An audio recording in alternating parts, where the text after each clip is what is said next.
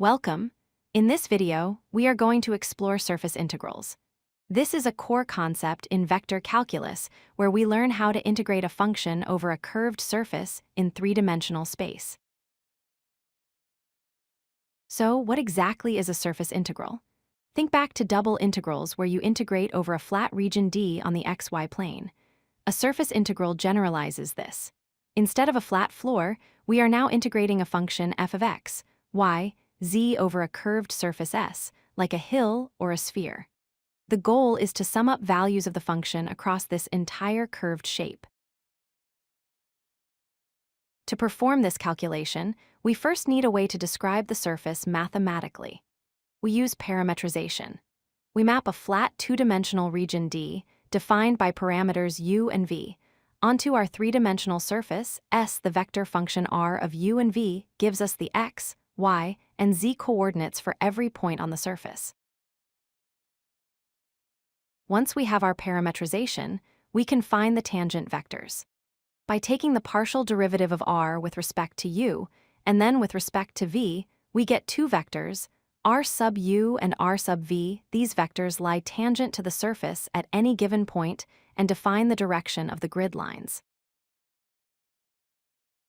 This leads us to the crucial area element, ds. When we move from the flat UV map to the curved surface, area gets distorted. The cross product of our two tangent vectors creates a new vector perpendicular to the surface. The magnitude, or length, of this cross product tells us exactly how much the area stretches or shrinks.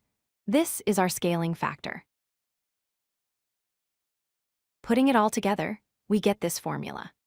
To evaluate the surface integral of f over s, we convert it into a standard double integral over the flat region D. We replace x, y, and z with their parametric functions, and we multiply by the magnitude of the cross product of r sub u and r sub v. This turns a complex 3D problem into a solvable 2D integral. Why do we do this? There are two main physical interpretations.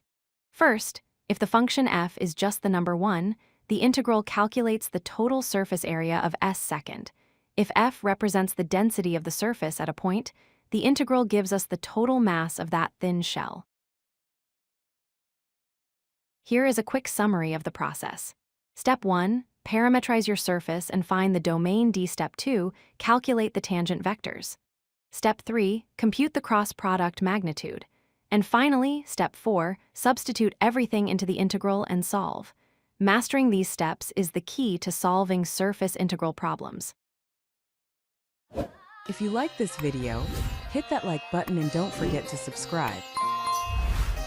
Visit codelucky.com for more such useful content.